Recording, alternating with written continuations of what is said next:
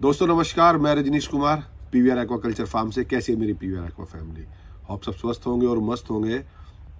दोस्तों अगली 4 वीडियो में बहुत ही खास मैंने कुछ पॉइंट्स कंपाइल करे, वो आपको शेयर करने वाला हूं। और उसका मेन उद्देश्य है फीड और फीडिंग स्ट्रेटेजी, क्योंकि डे बाय डे आपका कॉस्ट ऑफ प्रोडक्शन बढ़ता जा रहा है और मछली का प्राइस उस अनुपात में नहीं बढ़ रहा है। तो हम फीडिंग जीरो करके तो मछली को बड़ा नहीं कर सकते, लेकिन हम कुछ टेक्निक्स अपनाएं, कुछ स्ट्रेटेजी अपनाएं कि उसे ऑप्टिमम या ऑप्टिमाइजेशन कहें, कि थोड़ा फीड कॉस्ट ऑप्टिमाइज करें। और हमें अगर मछली की कॉस्ट भी बढ़ानी पड़ेगी तो उसके लिए हमें सिंपल सब किसान भाइयों को, सब एंटरप्रेन्योर्स को डोमेस्टिक कंजप्शन पे भी बात करनी पड़ेगी।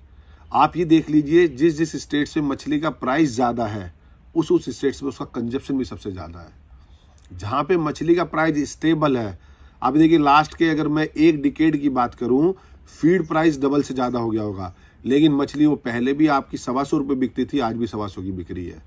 तो मैं अगली 4 वीडियो, कंसेक्यूटिव 4 वीडियो में आपको ये शेयर करूंगा कि हमें किन बातों का ध्यान रखें कि फीड कॉस्ट को हम सप्रेस करें और ग्रोथ भी इंपैक्ट ना पड़े।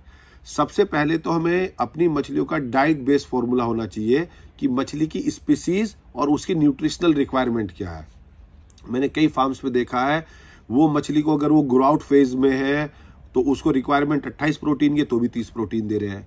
आप जैसे प्रोटीन बढ़ा देते हैं तो कॉस्ट बढ़ जाती है।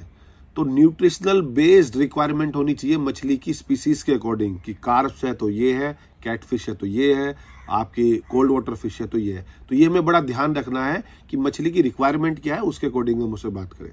दूसरा मानना, हमेशा एनर्जी और प्रोटीन का अनुपात मेंटेन रखें, जिसे हम कहते हैं एनर्जी प्रोटीन रेशो। वो जितने भी फीड वाले हैं या ज्यादातर फार्मर्स हैं, वो सब के सब बस एफसीआर पे बात करते रहते हैं। अब हमें थोड़ा उससे एक स्टेप आगे जाना पड़ेगा, हमें एनर्जी प्रोटीन रेशो पे बात करनी पड़ेगी, हमें डाइजेस्टिबिलिटी पे बात करनी पड़ेगी। तीसरा, हमें सबसे ध्यान ये रखना है कि जो प्रोटीन का यूटिलाइजेशन है वो sparing effect of carbohydrate and fat. मछली को एनर्जी प्रोटीन से भी मिलती है, कार्बोहाइड्रेट से भी मिलती है, फैट से भी मिलती है, लेकिन जो प्रोटीन से एनर्जी मिलती है वो सबसे कॉस्टली होती है और वो ग्रोथ के लिए ज्यादा इंपॉर्टेंट है कंपैरिजन टू कार्बोहाइड्रेट और फैट।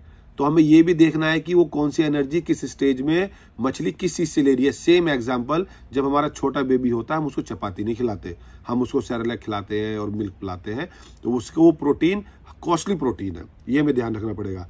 हमें पैरेलली ये भी ध्यान रखना पड़ेगा कि हम अपनी मछलियों को रेस्ट्रिक्टेड फीडिंग और रीफीडिंग, बहुत फार्म पे आपने देखा होगा, वो अगर आपको 100 kg फीड खिलाना है उसे वो with in half an hour में 2 बार स्प्लिट करके खिलाएंगे।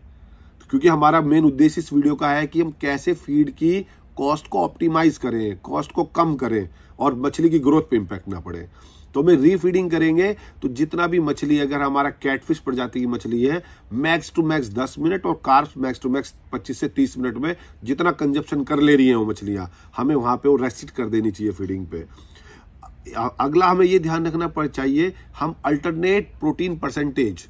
इसका क्या मतलब हुआ, सपोज कीजिए कि आपने 1 वीक 24 प्रोटीन खिलाया, 1 वीक 28 प्रोटीन खिलाइए, फिर 24 प्रोटीन खिलाइए, फिर 28 प्रोटीन खिलाइए, जिससे कि बॉडी में प्रोटीन का एब्जॉर्प्शन, इंजेक्शन, डाइजेशन सबसे बेस्ट हो, सबसे बेस्ट रिजल्ट निकले। क्योंकि जैसे कंटिन्यूस हम एक चीज ही नहीं खाते, तो हमें यहाँ पे अल्टरनेट ऑप्शन करते रहने चाहिए।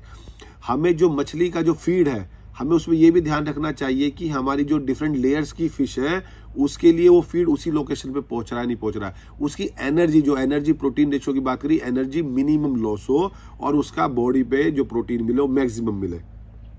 पैरेलली हमें उसकी ग्रोथ के हिसाब से उसका प्रोटीन, फीड का साइज और फीडिंग टाइम, ये हमें ये 3 बेसिक बातें और ध्यान रखनी चाहिए कि जिससे कि आपने आज अगर 9 से 10 बजे के बीच में फीडिंग कराई है तो कल वो 11 से 12 के बीच में ना कराए।